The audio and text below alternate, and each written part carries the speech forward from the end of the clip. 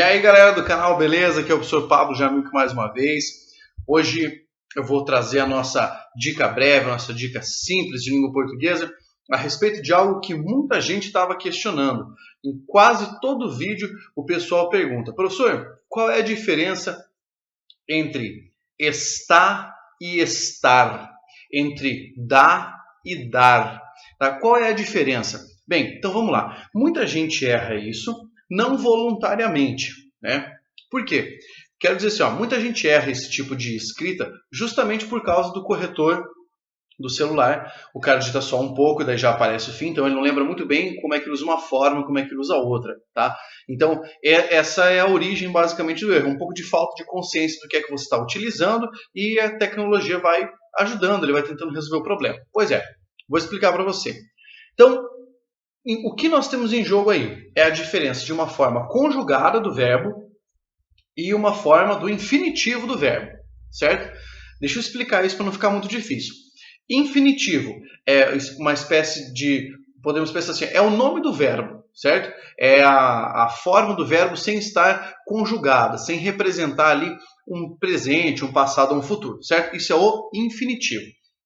A forma conjugada, quando você pega está, dá, esse tipo de coisa, essa é a forma conjugada, ou seja, você tem um referente para essa conjugação. Eu vou tentar explicar isso em algumas frases, para ficar mais fácil. Olha só, se eu disser para você, ele não está em casa. Aqui eu tenho o verbo conjugado. Então você pensa, ele está. Aí eu não posso dizer ele não estar em casa, porque daí está muito errado, certo? Aí se você disser desse modo, ou se você escrever desse modo, é bem provável que as pessoas tirem sarro de você e você passe um pouco de vergonha. Então veja só, ele não está em casa. Está evidente o sujeito da frase ali e fica um pouquinho mais fácil de entender. Quando é que você utilizaria o estar? Tá? Quando você, de alguma maneira, ou colocar esse verbo ao lado de outro, ou usar esse verbo na ideia de um conceito. Como assim, professor?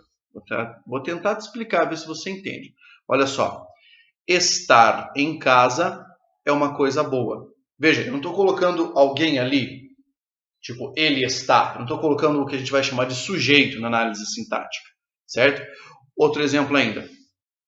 Ele poderia estar enganado. Você viu? Eu coloquei poderia, um verbo antes, depois estar, o verbo no infinitivo, enganado.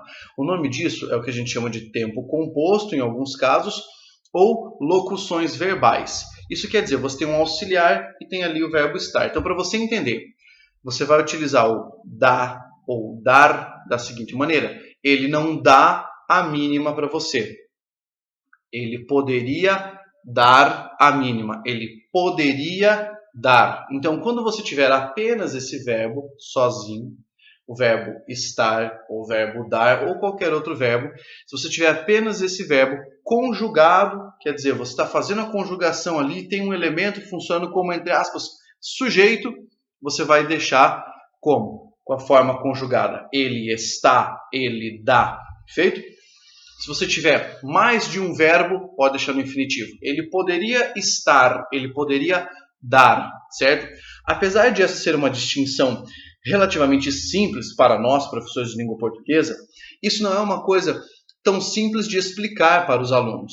Por quê? Porque existe muito vocabulário técnico envolvido, certo? E as pessoas preferem só tirar sarro em vez de alguma maneira, buscarem explicar isso para um aluno. Então, veja, isso também tem muito a ver com a nossa fala. Na fala, nós costumamos comer esse R, igual eu falei agora, né? Em vez de explicar, isso é da fala, mas na escrita seria em vez de explicar, tudo bem? Então, isso dá, de fato, isso dá um pouquinho de trabalho. Tá? Dá um pouco de trabalho porque você precisa perceber a diferença de ter um verbo conjugado para ter um verbo no infinitivo. Lembre, sempre que você for conjugar o verbo, então ele está, ele dá. Se você não for conjugar, for mantê-lo ao lado de outro verbo, ele poderia estar, ele poderia dar. Essa é uma dica que pode ajudar daqui para frente nesse sentido. Espero ter ajudado, né? Espero ter sido claro, e deixem aí os seus questionamentos e também as sugestões para os próximos vídeos, para que essa nossa série não termine tão cedo, a série das nossas dicas rápidas. Valeu, grande abraço e já sabe, força guerreiros!